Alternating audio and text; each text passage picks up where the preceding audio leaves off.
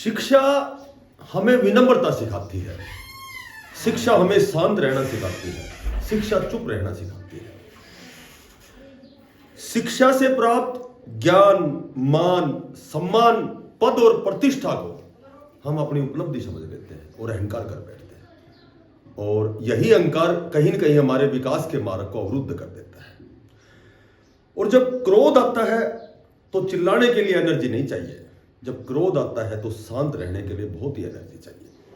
तो कभी भी शिक्षा का अहंकार मत करो। और क्रोध तो एक ऐसा तमोगुण है जिसका धारण करता दूसरे के सम्मान का अधिकारी नहीं रह जाता। नमस्कार प्यारे बच्चों, साथियों, देखो आज की जो अपडेट है, अगर मैं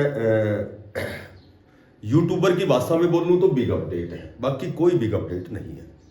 ये जो आज की जो अपडेट है टीजीटी के ऊपर है, स्पेशल उन भावी अध्यापकों के लिए है जिनको देश का निर्माण करना है। ठीक है बच्चों, देश के कर्णधार तैयार करने हैं, देश के विकास में अपना योगदान देना है। चूंकि ये जो आज की जो वीडियो है ये कुछ एक साथियों के कहने से या मेरा अध्ययन कह सकते हो कि मैंने इस पर थोड़ा सा अध्ययन किया है, या फिर कह सकते हो दाएं बाएं से कहीं न कहीं मुझे जानकारी मिली है। ठीक है, तो बात करें वेटिंग लिस्ट की, तो वेटिंग लिस्ट तो आपको पता है कि 16 मई तक तो कोर्ट ने आदेश दिया हुआ है कि 16 मई तक आपकी वेटिंग लिस्ट नहीं आने वाली। 16 मई को जो रिवाइज आंसर की 1-2 क्वेश्चनों का जो मामला है, वो पूरा मामला यदि हम बात करें तो लंबी प्रक्रिया होगी, वीडियो बहुत लंबी होगी। तो सभी को पता है कि जो 1-2 नंबर हैं, कुछ एक ऐसे साथी हैं जिनके गलत थे, सही हो गए, कई ऐसे हैं जिनके सही थे और वो घर बैठे हैं, वो केवल इंतजार कर रहे हैं। ठीक है, और वो कट ऑफ को क्रॉस नहीं कर सके। तो ये एक अगर सोचे तो ये संगीन मामला है, क्योंकि 1 नंबर से कुछ एक साथी घर बैठे हैं और 1 नंबर गलत वाले जो जिनका सिलेक्शन हो गया। तो इस तरह की बातें हैं। वो 16 मई का जो भी प्रॉब्लम है वो लगभग सॉर्ट आउट होगी। अच्छा, उसके बाद यदि हम बात करें कि अब जो रिवाइज रिजल्ट होगा, एक और केस चला हुआ है रिजर्वेशन का, जो HPSC द्वारा जो PGT का जो मैथमेटिक्स का जो मामला है रिजर्वेशन का। ठीक है, एक वो मामला भी है। तीसरी जब हम बात करते हैं तो EWS OBC का मामला, ये आपने 24,000 जो C ग्रुप का जो रिजल्ट आया था उसमें भी रिवाइज रिजल्ट होने की प्रबल संभावना है, और होगा ही। संभावना क्या है, अब किस सब्जेक्ट को, इन चीजों से किसको फायदा होगा, किसको नुकसान होगा। तो सबसे पहले तो देखो, मेरा अध्ययन हो सकता है कुछ गलत हो, कुछ सही हो, आप अप्रिशिएट करें, मोटिवेट करें, आपको सही कुछ एक, क्योंकि वो मैंने आपको बताया था कि 2 प्रकार के व्यक्ति होते हैं। सभी का जो स्वभाव है, मूल प्रकृति है, मूल प्रवृत्ति है, सभी के अलग अलग होती है। सभी का अलग अलग सभी की सोच होती है। किसी के सोचने का लेवल कुछ होता है, किसी का कुछ होता है। मनुष्य अपने विचारों से बना हुआ एक पुतला है, जैसा हम सोचते हैं वैसे बनते चले जाएंगे। ठीक है, कुछ एक लोग ओवर थिंकिंग के शिकार हैं, कुछ एक श्रेष्ठता के, 2 ही प्रकार के रोगी होते हैं। या तो श्रेष्ठता के रोगी अपने आप से, कई ऐसे व्यक्ति होते हैं जिनमें श्रेष्ठता का रोग होता है, अपने आप से श्रेष्ठ किसी को मानते नहीं वो। ठीक है, एक निष्ठा का रोग होता है। निष्ठा का रोग समझ सकते हो कि कुछ एक लोगों को ही अप्रिशिएट करना कि भाई ये बता रहा है कि ये बिल्कुल तथ्यात्मक है, ये सत्य है। ठीक है, ये सच बताने वाला चाहे कितना ही सच बताए, ये बिल्कुल झूठ है। तो इस तरह की बातें हैं। ये इन चीज़ों को आप इग्नोर करें और केवल इस वीडियो पे ध्यान दें कि सबसे पहले हम बात करेंगे रिवाइज। सबसे पहली जो हम बात करें कि ये जो रिवाइज रिजल्ट होगा तो ये मैक्सिमम पॉसिबिलिटी है, क्योंकि वही मैंने बताया कि 1-2 नंबर का बड़ा मामला होता है कि ये जो कट ऑफ बढ़ती है, जो मैंने 1 या 2 नंबर पे बढ़ती है। यदि कट ऑफ 66 पे है तो बहुत से 65 वाले बच्चे रह जाते हैं। ठीक है, और अब 65-66 की मैं बात इसलिए कर रहा हूँ कि बाय द वे एक क्वेश्चन ऐसा है जो HSSC आयोग जिसका आंसर कुछ मानती है, NCERT उसका आंसर कुछ मानती है, तो उसका नुकसान या फायदा किसको हुआ? बच्चों को। देखो, नुकसान भी हुआ, फायदा भी हुआ, ये आप समझ सकते हो भली भांति। तो अब यहाँ यदि मैं बात करूं तो यदि ये जो प्रॉब्लम सॉर्ट आउट होकर रिवाइज रिजल्ट होता है तो भी जो ऑलरेडी लगे हुए हैं, जहां तक मेरा अध्ययन है, तो उनका नुकसान कुछ नहीं होना है। क्यों? क्योंकि बहुत से मैक्सिमम लगभग 5800 की लिस्ट आई थी, सभी को पता है। ठीक है, उसमें से बाद में जब आपने देखा होगा लगभग 2425 वैसे अभ्यर्थी हैं जिन्होंने PGT ज्वाइन कर लिया था, जो KVS में चले गए थे, जो वेरियस बड़े पोस्ट पर चले गए थे, हो सकता है प्रोफेसर लग गए हों। ठीक है, तो लगभग यहाँ सीटें वैकेंट है, सभी को पता है। हर सब्जेक्ट में सीट वैकेंट है। तो ये तो जाहिर सी बात है, वेटिंग लिस्ट तो एक साथ तो सभी सब्जेक्ट की नहीं आएगी, अलग अलग सब्जेक्ट वाइज आएगी, ठीक है। तो मैं ये कहना चाहता हूँ कि जब फिजिकल हो गया, उसके बाद मैं कहूँ तो साइंस हो गई, इंग्लिश हो गई, ठीक है, तो यहाँ तो लगभग मैक्सिमम सीटें, संस्कृत हो गया तो सीटें वैकेंट हैं। तो 1-2 नंबर यदि वास्तव में कट ऑफ 66 में गई है, उसका 1 नंबर जो गलत था और वो सही हो गया है, तो कम से कम 1 नंबर 2 नंबर तो कट ऑफ नीचे आनी है यदि सीटें ज्यादा वैकेंट है।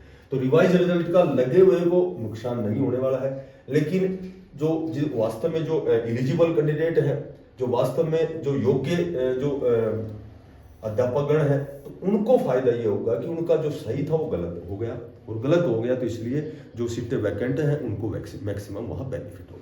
दूसरी बात यदि हम करें रिजर्वेशन की, तो अब रिजर्वेशन की बात करते हैं तो वही बात है कि एचपीएससी और एचएसएससी दोनों की सेम टर्म्स और कंडीशन है, रूल जो रिक्रूटमेंट रूल है वो सेम है कि प्री में जैसे उनको रिजर्वेशन ना देना, फाइनल में रिजर्वेशन देना, जबकि कोर्ट ने कहा है कि भाई प्री में भी इनको रिजर्वेशन मिलना चाहिए। तो अब हम बात करें इस तरह का मामला यदि टीजीटी भर्ती पर पड़ता है रिजर्वेशन का, तो मैं आपको बताता हूं कि जो कैटेगरी का जो भी कैंडिडेट है, यदि वो जनरल की कट ऑफ को क्वालिफाई करता है, उस कंडीशन को फिलफिल करता है, तो जाहिर सी बात है कि जब कैटेगरी का जनरल में जाएगा तो जो कैटेगरी के कैंडिडेट हैं, तो जिनके 1, 2, 3 नंबर कम है, लगभग 1-2 नंबर तो मान ही सकते हैं, तो 1-2 नंबर कम है वो तुरंत कैटेगरी में आएंगे, ठीक है। तो हो सकता है थोड़ा जनरल को हल्का सा नुकसान हो सकता है, लेकिन अब यहाँ नुकसान की यदि हम बात करें, तो नुकसान इसलिए नहीं होगा क्योंकि ऑलरेडी कुछ एक सब्जेक्ट ऐसे हैं, मैंने बताया था फिजिकल हो गया, फिजिकल की बात करें तो फिजिकल में तो जर्नल और ईडब्ल्यूएस में कैंडिडेट ही कम है, तो वेटिंग लिस्ट में वैसे उनकी लगभग 2, 3, 4 नंबर कम वाले का वैसे वेटिंग लिस्ट में सिलेक्शन हो जाएगा, ठीक है। तो जर्नल को भी मैक्सिमम इसमें कोई भी नुकसान नहीं होने वाला, लेकिन कैटेगरी वालों को रिजर्वेशन में फायदा होगा, क्योंकि कैटेगरी वाले जब जनरल में जाएंगे कट ऑफ के बराबर, जनरल की कट ऑफ के बराबर, तो नीचे जिनकी कट ऑफ से नीचे है, तो आप समझ सकते हो जाहिर सी बात है कि वो कैटेगरी में अपने आप को क्वालिफाई करेंगे, ठीक है। तो रिजर्वेशन का भी नुकसान नहीं होने वाला, और नुकसान तो क्या फायदा होने वाला है कैटेगरी।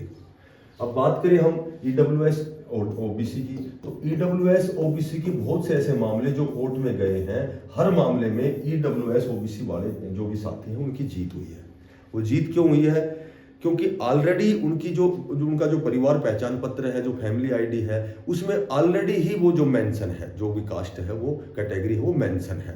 तो यदि इनकी पुरानी ओल्ड सर्टिफिकेट है तो भी इनको कंसिडर किया गया है कोर्ट द्वारा, ठीक है। तो टीजीटी में ऐसा थोड़ा कुछ एक मामला है, कुछ एक ऐसे साथी हैं जिनके मैं नाम नहीं लेना चाहता, वो पर्सनली ही भी फ़ोन करते हैं, वो व्हाट्सएप के माध्यम से भी, ठीक है। तो कहने का मेरा मतलब ये है कि ये भी यहाँ ईडब्ल्यूएस और ओबीसी को इस वेटिंग लिस्ट में फ़ायदा होने वाला है।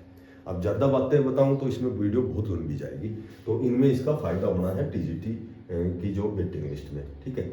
अब किस सब्जेक्ट को फायदा मैंने बता दिया, वो 4-5 सब्जेक्ट हैं। बात करें वेटिंग लिस्ट की तो पंजाबी की वेटिंग लिस्ट भी आएगी, बाकी लगभग हर सब्जेक्ट की वेटिंग लिस्ट आएगी। अब वेटिंग लिस्ट की थोड़ी सी और चर्चा करते हैं। तो वेटिंग लिस्ट की एक तो मान लीजिए जो शिक्षा मंत्री की प्रेस वार्ता, जो प्रेस कॉन्फ्रेंस में आपने सुना होगा कि जितने भी ये शिक्षा के पद हैं, जो भी जेबीटी है, टीजीटी है, पीजीटी है, हरियाणा कौशल रोजगार निगम के शॉर्ट लिस्ट के मैसेज हैं, एक्सटेंड का तो 28 तारीख को लेटर आ ही गया है एक्सटेंशन का, तो ठीक है। शॉर्ट लिस्ट के भी मैसेज हैं, जितने भी एचक्याण के तहत लगाए जाएंगे, ठीक है। यह अलग बात है कि जो एचक्याण के तहत अब लगाए जाएंगे वो एक तो कम लगाए जाएंगे, क्योंकि अभी सीटें, हालांकि सरप्लस का जो मामला हो जेबीटी का है, उसमें टीजीटी का नहीं है। टीजीटी का इसलिए नहीं है कि इसमें वेरियस प्रकार के सब्जेक्ट होते हैं, कोई एसएसटी है, साइंस अलग है, तो अलग अलग पार्टिकुलर सब्जेक्ट होते हैं। तो यहाँ सरप्लस का मामला नहीं, यहाँ सीटें वैकेंट ही होंगी। 2025 में मैक्सिमम स्तर पर आपकी जो सेवानिवृत्ति है, जो रिटायरमेंट है, ठीक है, टीजीटी से पीजीटी पे प्रमोशन है। अब ये जो पीजीटी की 3000 पदों पर जो भर्ती है, अब ये पूरी भर्ती होती है, तो इसमें जो 100% फायदा होना है वो टीजीटी को होना है, क्योंकि वही सेम जो ग्रेजुएशन में सब्जेक्ट वाले मास्टर डिग्री करते हैं, तो ये सेम वही बहुत अच्छी तैयारी वाले ये 3069 निकलेंगे, तो यहाँ भी वेटिंग लिस्ट बढ़ेगी, तो इनसे फायदा होगा, ठीक है। ये वीडियो मैं केवल पॉजिटिव करने के लिए नहीं, अपितु ये कह सकता हूँ मैं कि वास्तव में मैंने जैसे बहुत दिन हो गए, अब कई दिन से मैं टीजीटी की ये वीडियो इसलिए नहीं बना रहा कि भाई कोई यदि वास्तव में बढ़िया अपडेट हो या फिर अच्छा अध्ययन किया जाए तो फायदा है, क्योंकि मैंने पहले भी कई बार आपको बताया है, अब व्यू के चक्कर में मैं पड़ता है नहीं। कल मैंने कोई वीडियो नहीं बनाई, अब वही वीडियो बनाऊंगा जो वास्तव में जो मुझे सही लगेगी या जो लेटेस्ट अपडेट होगी। हालांकि लेटेस्ट अपडेट तो नहीं, मैं एक दिन बाद में बनाता हूँ, लेकिन फिर भी कहने का मेरा मतलब यह है कि यदि पीजीटी ये 3069 जो भर्ती है ये पूरी होती है तो इसमें 100% टीजीटी को फायदा होगा। ठीक है, बात करें 2025 में रिटायरमेंट है, ठीक है, तो बहुत चीजें ऐसी हो रही है जो टीजीटी के, देखो देर आए दुरुस्त आए, कोई चीज देर से आती है वो हमेशा सकारात्मक यदि हम सोचते हैं तो वो हमारे फायदेमंद होती है, और इतना भी देर ना कि भाई कहीं तनाव ही हो जाए।